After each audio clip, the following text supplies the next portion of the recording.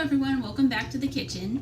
Today we're going to be making an easy oven quesadilla recipe, and you basically layer everything on a baking sheet, and this allows you to make an entire tray full of quesadillas to feed a bigger crowd all at once instead of just making a few quesadillas at a time in a small skillet like normal. So I found this recipe on a blog called The Kitchen, and I'll be linking that down below.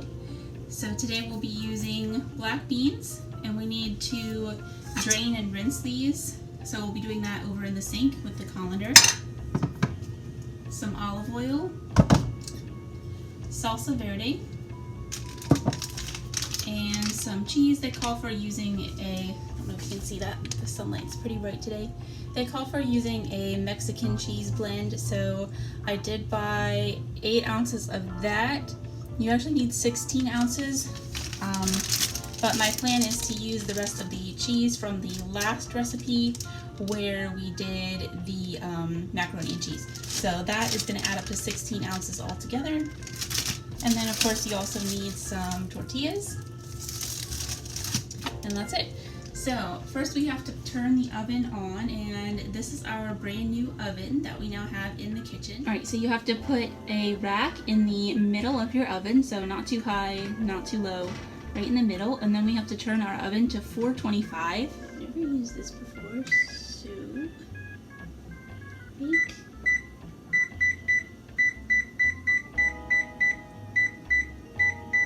Oops. Alright, I don't know if you can see that, but it says 425. Oops, okay, I didn't lock it.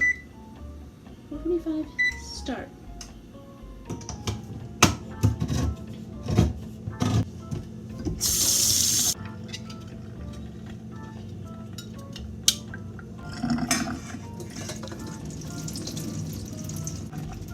Now normally I would save the bean juice, as I call it, for another recipe, but I just completely forgot until right this minute, so it's down the drain. But normally you can save that for using in soups and stuff like that.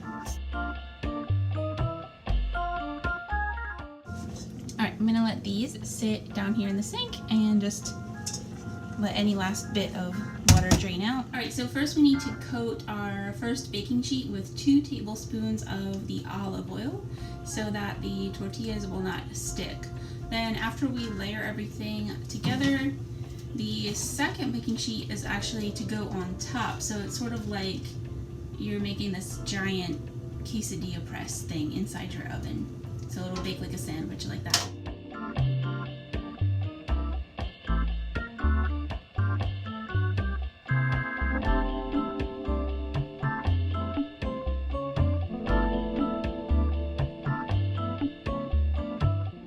Alright, so as you saw, I was tilting the pan all different directions until finally it's completely evenly coated with the oil.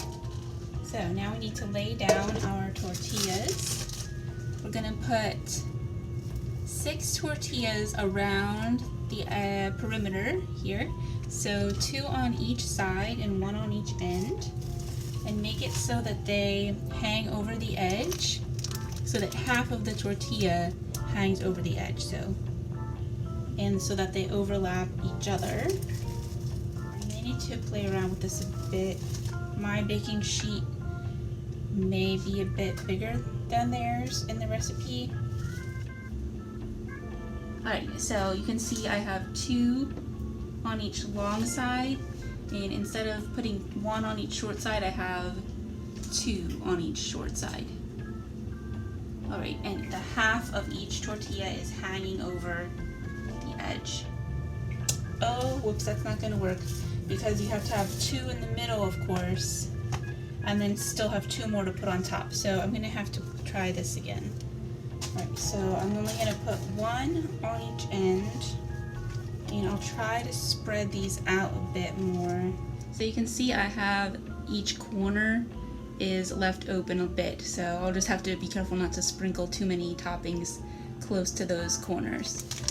Alright, so now we're going to sprinkle the tortillas with half of our cheese.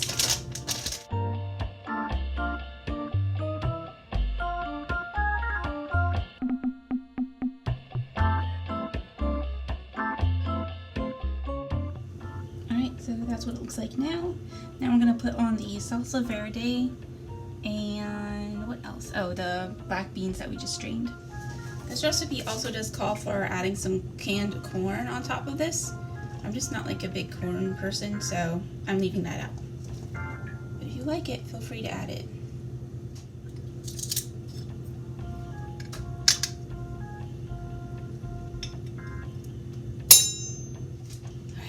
Can't get this off, so I'm gonna try this little trick where you put a knife in between the lid and the can, and then while holding it straight like this, you just lever the knife and just do that all the way around.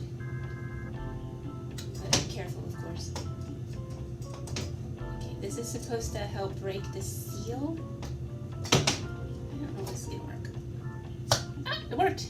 Did you hear it? Okay, so that helps break the seal if it's too tight and you can't get it off, which I couldn't.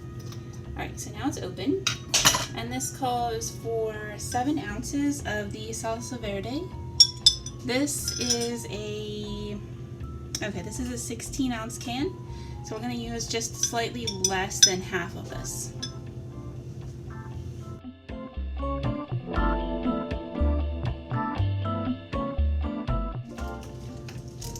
Okay, next you're supposed to sprinkle with the remaining cheese.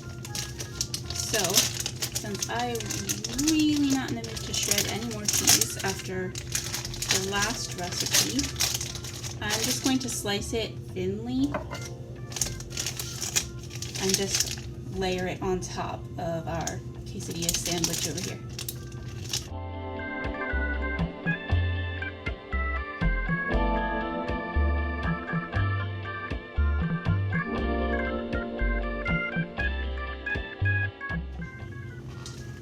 Here's the lovely masterpiece. Now we have to fold all our tortillas over like this. So it's going to look like this, and then we're going to put the remaining 2 tortillas in the middle. Alright, so it actually does not fill the entire baking sheet, which is fine because I was worried about stuff leaking out of the corners, which I think I got it folded over pretty well. That I'm hoping that's not going to happen. Now we have to put more olive oil on top.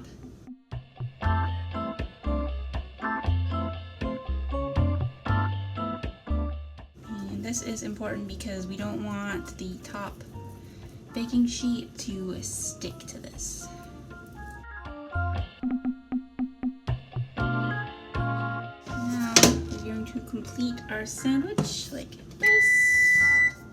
Alright, we're going to bake this for 20 minutes, then you take it off, and then you bake it for 10 to 15 more minutes.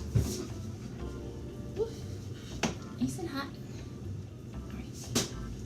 Alright, we'll be back in 20 minutes. I'm just going to do a little cleanup and be back in 20 minutes. Alright, it's been 20 minutes, so I'm going to use my towel since I don't have any oven mitts to just carefully lift this off. And where should I put it? Okay, I'm going to put it on this cooling rack. Alright, so here's what we have so far. It had to leak out those corners a bit, but I mean, not too bad. I don't think it'll stick. It looks like there's plenty of oil on there. So we're going to put this back in for about 10 to 15 minutes. Alright, so here's what we have. I think it turned out pretty well. And then you have to cut it with a pizza wheel. I'm going to let it cool just a little bit first, and then I'll cut it with the pizza wheel.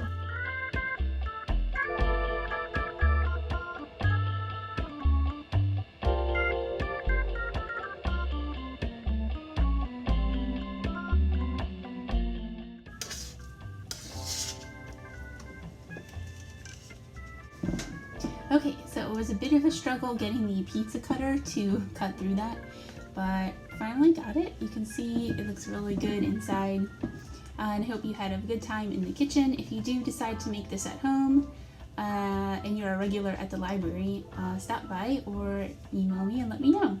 Alright, thanks for joining me in the kitchen today. Have a great week. See you next time. Bye!